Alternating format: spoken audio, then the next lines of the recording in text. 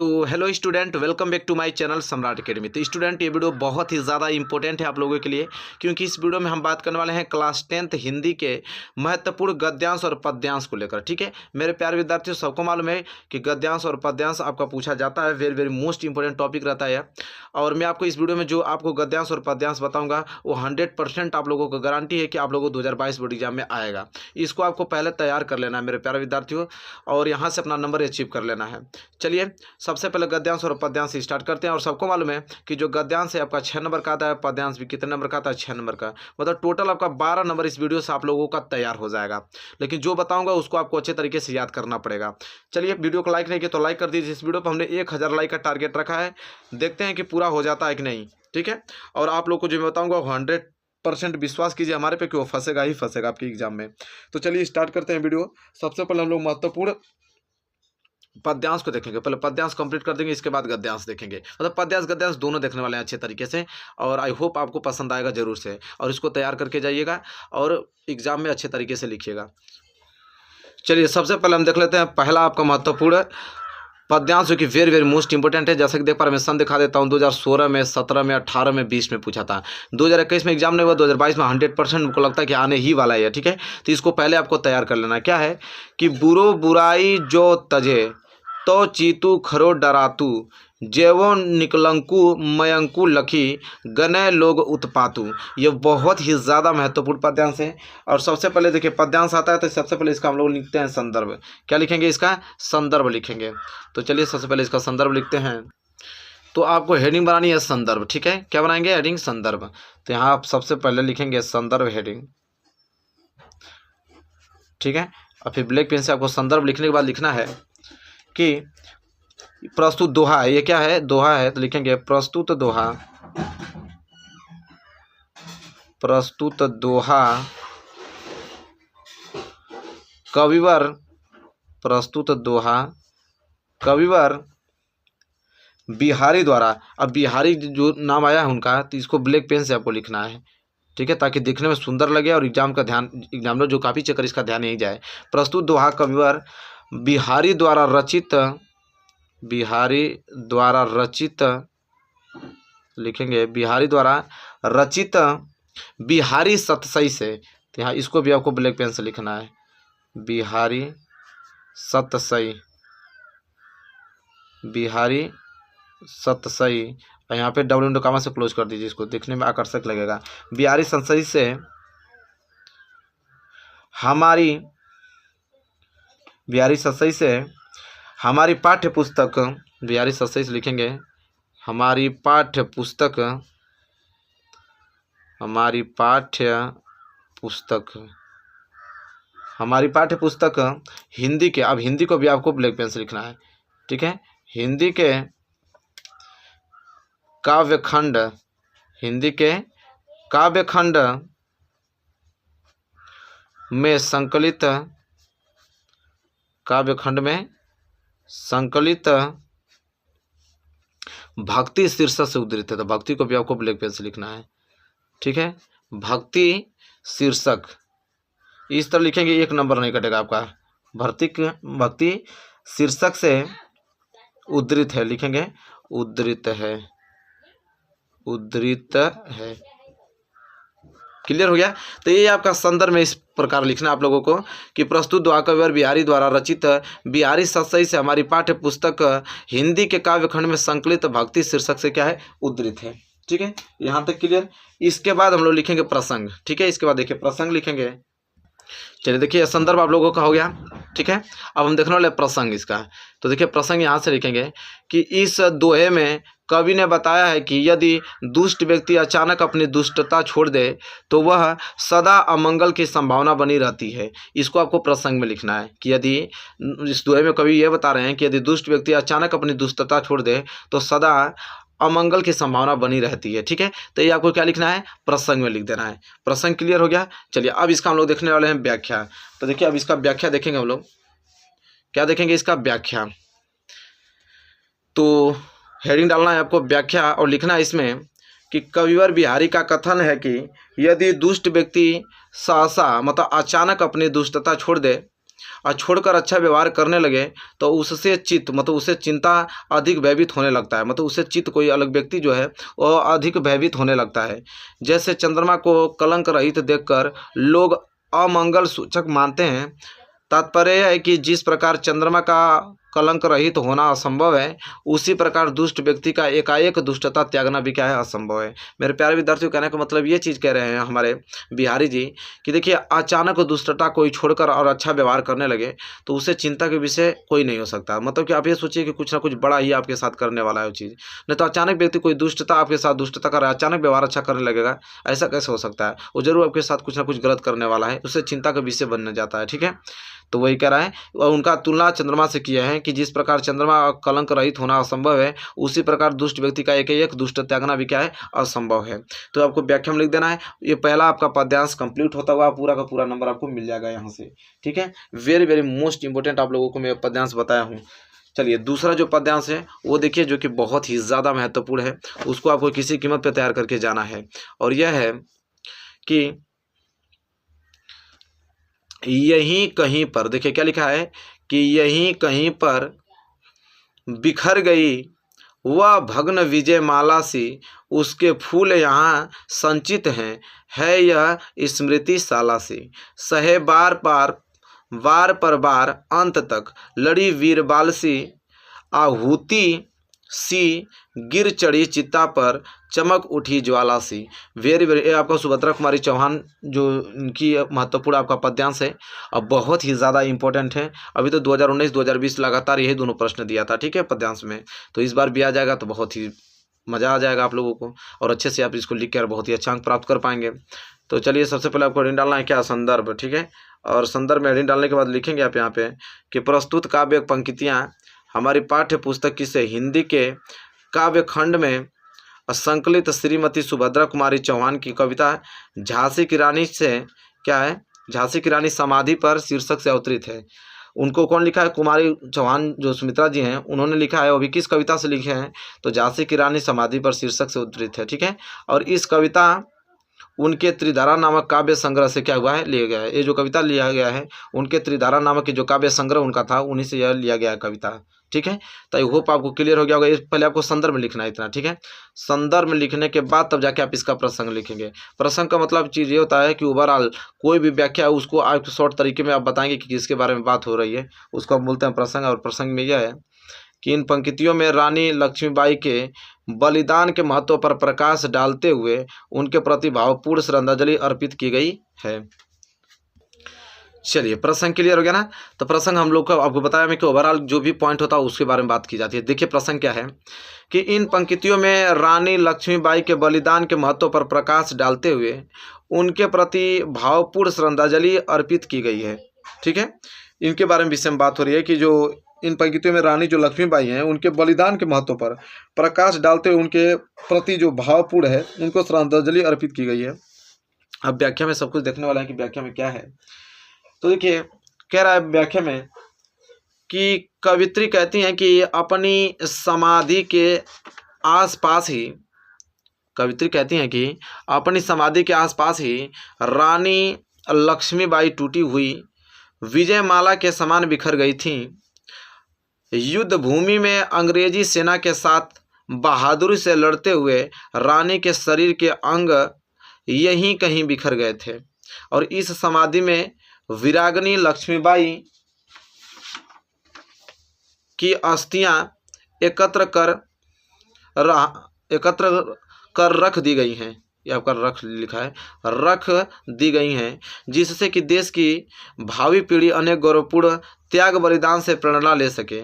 कवित्री कहती हैं कि वीरांगना लक्ष्मीबाई अंतिम सांस तक शत्रुओं के तलवारों के प्रभाव सहती रहीं, और जिस प्रकार यज्ञ कुंड में आहुतियां पड़ने से अग्नि प्रज्वलित होती है, उसी प्रकार रानी के आत्म बलिदान से आज़ादी की आग चारों ओर फैल गई, और रानी के इस महान त्याग ने अग्नि में आहुति का काम किया, जिससे लोग अधिक उत्साह से स्वतंत्रता संग्राम में भाग लेने लगे, और रानी की जो कीर्ति चारों ओर क्या हुई, फैल गई।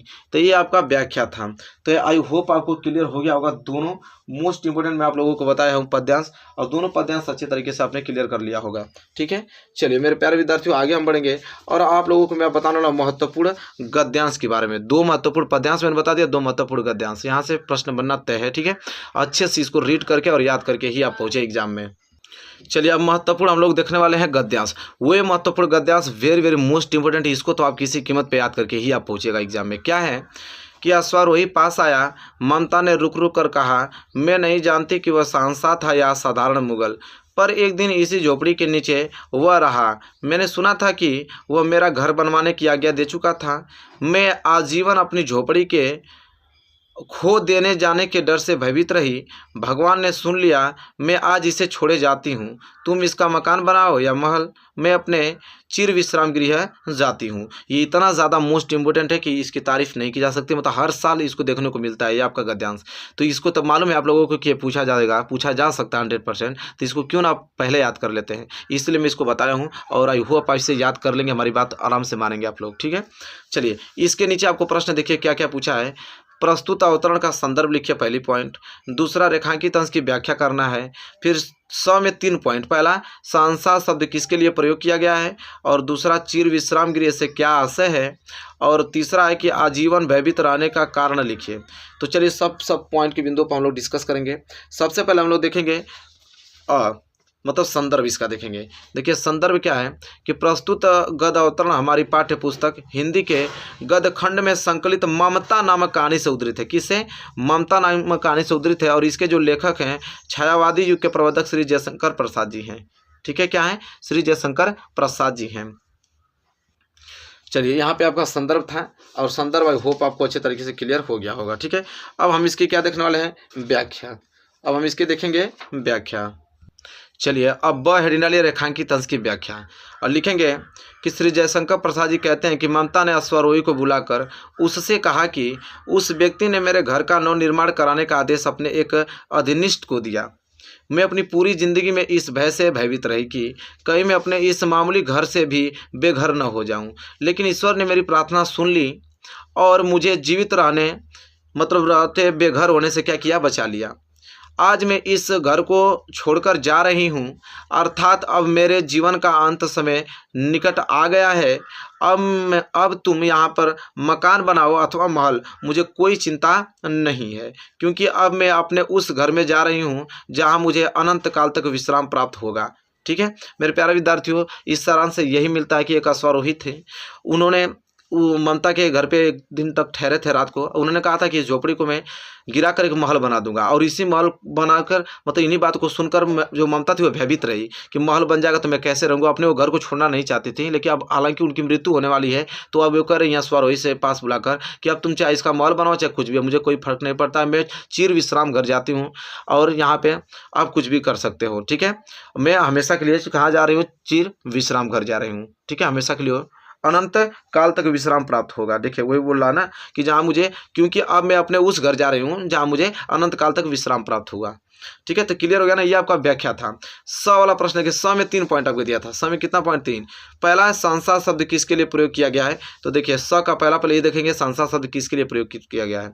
तो देखेंगे प्रस्तुत गद्यांश में शहंशाह शब्द मुगल सल्तनत बाबर के पुत्र और अकबर के पिता हुमायूं के लिए प्रयोग किया गया था। मतलब कि उस जो औरत थी ममता, उनके घर में जो कौन ठहरे थे रात को? हुमायूं ठहरे थे। हुमायूं कह रहे थे कि मैं इस झोपड़ी को महल बनाऊंगा।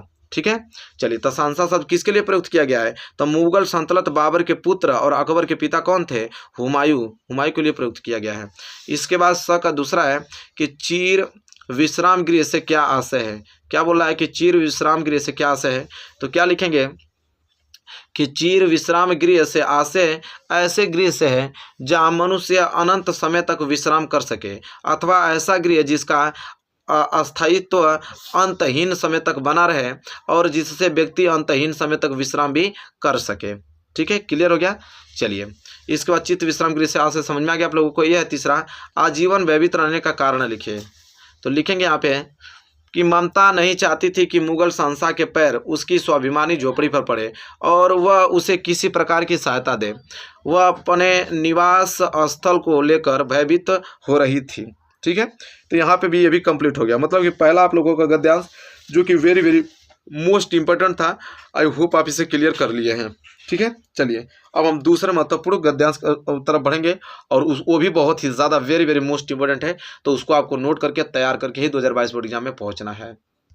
देखिए अगला जो है वेरी वेरी मोस्ट इंपॉर्टेंट है, क्या है, चलिए जल्दी से आप इसको नोट कीजिए। इसको तो आप निश्चय ले लिए। देखिए मैं बता भी दूं आप लोगों को, 2011 में, 13 में, 15 में, 17 में, 19 में, 20 में, अब क्या चाहिए बताइए। ये 100% गारंटी आप लोगों को वेरी वेरी मोस्ट MP आप पूछा ही, ठीक है, 100% पूछा जाएगा। और इस बात को आप अच्छे तरीके से जानते हैं कि मैं जो बता रहा हूँ 100% आने वाला है, क्योंकि मैं फालतू का कोई भी चीज़ नहीं बताता हूँ। कम समय में वो बता रहा हूँ जो एग्जाम में आएगा, आप अच्छा मार्क्स अचीव करके आएंगे। चलिए लिखेंगे यहाँ पे, क्या है कि कुसंग का ज्वर सबसे भयानक होता है। यह केवल नीति और सद्वृत्ति का ही नाश नहीं करता बल्कि बुद्धि का भी क्षय करता है। किसी युवा पुरुष की संगति यदि बुरी होगी तो वह उसके पैरों में बंधी चक्की के समान होगी, जो उसे दिन दिन अवनति के गड्ढे में गिराती जाएगी, और यदि अच्छी होगी तो वह सहारा देने वाली बाहु के समान होगी, जो उसे निरंतर उन्नति की ओर बढ़ाती जाएगी। बहुत ही ज़्यादा इंपॉर्टेंट है, ये तो आपको पेपर में लिखा हुआ मिलेगा। इसके नीचे जो प्रश्न पूछा है उसका हमें उत्तर देना होता है। क्या क्या पूछा है प्रश्न देखिए, वेरी वेरी मोस्ट इंपॉर्टेंट है। पहला कि प्रस्तुत अवतरण के पाठ और लेखक का नाम लिखिए। पाठ और लेखक का मतलब होता है संदर्भ में पाठ और लेखक का नाम लिखते हैं, तो संदर्भ लिखने के लिए बोला है। दूसरा होता है रेखांकित अंशों की व्याख्या। ये पूरा का पूरा नीचे अंडरलाइन किया गया है, पूरा का पूरा गद्यांश के नीचे ये अंडरलाइन किया गया, मतलब सबका आपको बताना है इसका व्याख्या। फिर स में 3 पॉइंट दिया है। पहला, युवा पुरुष की संगति के बारे में क्या कहा गया है, और दूसरा कि अच्छी संगति से होने वाले लाभों को उदाहरण देकर समझाइए, और तीसरा कि कुसंग का क्या प्रभाव होता है। ये तीनों पॉइंट आपको स में बताना है। सबसे पहले हम लोग देखेंगे यहाँ पे इसका संदर्भ। क्या देखेंगे, संदर्भ देखेंगे। तो देखिए संदर्भ यहाँ पे है, कैसे लिखेंगे कि प्रस्तुत गद्यांश हमारी पाठ्य पुस्तक के गद्य खंड में संकलित मित्रता नामक पाठ से लिया गया है। इसके जो लेखक हैं वो आचार्य रामचंद्र शुक्ल जी हैं। ये आपको संदर्भ में लिखना है, बहुत ही ज़्यादा इंपॉर्टेंट है। ये आपका पद्यांश गद्यांश क्लियर कर लीजिएगा। फिर दूसरा का है रेखांकित अंश की व्याख्या। तो चलिए देखते हैं रेखांकित अंश की व्याख्या लिखिए। आपको हेडिंग यहाँ पे डालना पड़ेगा, व्याख्या, रेखांकित अंश की व्याख्या। और देखेंगे कि शुक्ल जी कहते हैं कि बुरी संगति घातक बुखार के समान हानिकारक होती है। जिस तरह कोई व्यक्ति यदि भयानक ज्वर से ग्रसित हो तो वह ज्वर उसके शरीर और स्वास्थ्य को क्या कर देता है, नष्ट कर देता है, तथा कभी कभी प्राण भी ले लेता है। उसी प्रकार बुरी संगति हमारी नैतिकता, सदाचार, मन तथा बुद्धि को नष्ट कर देता है। मेरे प्यारे विद्यार्थियों, आचार्य रामचंद्र शुक्ल जी कह रहे हैं कि जिस प्रकार कोई भयानक ज्वर, अगर भयानक बुखार आपको आ रहा है तो आपके शरीर को नष्ट कर देगा, आपके स्वास्थ्य को हानिकारक पहुंचाएगा, कभी कभी तो वो जान भी ले लेता है। उसी प्रकार वो मित्रता को बताया है कि अगर बुरी संगति अगर किसी व्यक्ति को आपको मिल जाता है तो भी आपको अवनति के गड्ढे में गिराता जाएगा। नैतिकता, सदाचार, मन तथा बुद्धि को क्या कर देता है, वो नष्ट कर देता है। अगर बुरी संगति अगर आपके पास है, और किसी कोई मित्र है आपके पास, अगर उसका बुरी संगति है, अगर उसका बिहेवियर ठीक नहीं हो, हमेशा आपके बारे में गलत सोचता है, आपको अवनति के गड्ढे में गिरा देगा। ठीक है, तो इसके बारे में बात कर रहे हैं। फिर आगे हम पढ़ेंगे कि मानव जीवन में युवा अवस्था सर्वाधिक महत्वपूर्ण होती है। क्या हमारे जीवन में जो हमारी युवा अवस्था 18 से 19 वर्ष की जो उम्र होती है वो सर्वाधिक महत्वपूर्ण होती है, क्योंकि कुसंग गति किसी युवा मनुष्य की सारी प्रगति को उसी तरह रोक लेती है जिस तरह पैर में बंधा हुआ भारी पत्थर किसी व्यक्ति को आगे नहीं बढ़ने देता है। कह रहा है कि इस बात यहाँ पे ये बात हो रही है, इसका निष्कर्ष ये निकल रहा है कि जो युवा अवस्था में हम लोग रहते हैं तो हमें समझ नहीं रहती है कि हाँ क्या चीज़ गलत है क्या चीज़ सही है। हम लोग किसी से भी मित्र कर लेते हैं, क्या गलत है क्या सही हम उसमें परख नहीं पाते हैं। ठीक है, वही कह रहा है कि जिस तरह पैर में बंधा हुआ भारी पत्थर किसी व्यक्ति को आगे नहीं बढ़ देने देता है, ठीक है, उसी तरह वो भी बुरी संगति आपको आगे बढ़ने नहीं देगी, वरन प्राय उसे गिरा देता है। इसी प्रकार कुसंगति में लिप्त मनुष्य का तपन होने लगता है। ठीक है, और वह दिन प्रतिदिन पतन के मार्ग पर अग्रसर होता रहता है। और इससे विपरीत अच्छी संगति हमारे लिए एक ऐसी सदृढ़ व अर्थात सहारा होती है। कह रहा है कि इसके विपरीत, अभी तो बुरी संगति की बात हो रही थी ना, कभी कह रहे हैं जो आचार्य शुक्ल जी हैं, लेखक कह रहे हैं कि अगर इसके विपरीत अगर अच्छी संगति मिल जाए तो यह एक बाहु के समान सहारा देने वाली होगी, जो हमें गिरने नहीं देती है और अपितु उन्नति के पथ पर निरंतर आगे बढ़ाती है और जीवन को शुद्ध और साहित्य तथा उन्नत बनाती है। ठीक है, तो आई होप आपको मित्रता में सारी चीज़ें क्लियर हो गया होगा, किस प्रकार मित्रता हमें नहीं करनी चाहिए, अगर अच्छे गुण वाली मित्रता क्या होनी चाहिए, ये सारा माइंड में आपको चल रहा होगा। ठीक है, आप भी फ्रेंडशिप किए होंगे, वही आपको अपने हूबहू अपने थॉट को अपने एग्जाम में जाके लिख देना है। ठीक है, इसके बाद हम देखेंगे यहाँ पे जो प्रश्न स पूछा था उसके उत्तर देने वाले हैं। ठीक है, स में पहला देखिए, स में पहला पूछा था कि युवा पुरुष की संगति के बारे में क्या कहा गया, तो हम लोग लिखेंगे स का पहला यहाँ पे कि युवा पुरुष की जो बुरी संगति है उसे अवनति के गड्ढे में प्रतिदिन गिराती जाएगी, और यदि अच्छी होगी तो वह उसे निरंतर उन्नति की ओर अग्रसर करेगी। ठीक है, ये स का पहला पॉइंट आपको समझ आ गया ना कि युवा पुरुष की संगति के बारे में क्या कहा गया तो पूरा हमने अच्छे से लिखा है। दूसरा हमसे पूछा था कि अच्छी संगति से होने वाले लाभों को उदाहरण देकर समझाइए। चलिए देखते हैं। तो लिखेंगे कि अच्छी संगति सहारा देने वाली बांह के समान होती है, जो व्यक्ति के जीवन रक्षक और उसे उन्नति की ओर ले जाने वाली होती है। ठीक है, क्लियर हो गया आप लोगों को? तो आई होप आपको ये भी स का दूसरा पार्ट भी क्लियर हो गया होगा। तीसरा पूछा है कि कुसंग का क्या प्रभाव होता है। कह रहा है कि कुसंग का क्या प्रभाव होता है। तो लिखेंगे कि कुसंग का प्रभाव बहुत भयानक होता है और यह मनुष्य की नैतिकता और अच्छे आचरणों को क्या कर देता है, नष्ट कर देता है, और इसके साथ साथ वह उसकी बुद्धि का भी क्षय करता रहता है। तो मालूम चल गया ना कुसंग का क्या प्रभाव है। तो जैसा कि आपने देखा, दो महत्वपूर्ण हमने आप लोगों को गद्यांश बताया, दो महत्वपूर्ण आप लोगों को पद्यांश बताया। यहाँ से 12 नंबर आपका क्लियर समझिए। अच्छे से आप इसको पढ़ कर जाइएगा बोर्ड एग्जाम में। देखिए ना कितना सन में कितना पूछा था, वेरी वेरी मोस्ट इंपॉर्टेंट था मेरे प्यारे विद्यार्थियों। आई होप आपको क्लियर हो गया होगा सारे प्रश्न। वीडियो कैसी लगी बताइए लास्ट में। वीडियो आपको अच्छी लगी तो प्लीज लाइक कीजिएगा। चैनल पर नया तो चैनल को सब्सक्राइब करके बेल आइकन को प्रेस कर लीजिएगा। मिलेंगे एक प्यारे से नेक्स्ट वीडियो में, तब तक के लिए धन्यवाद।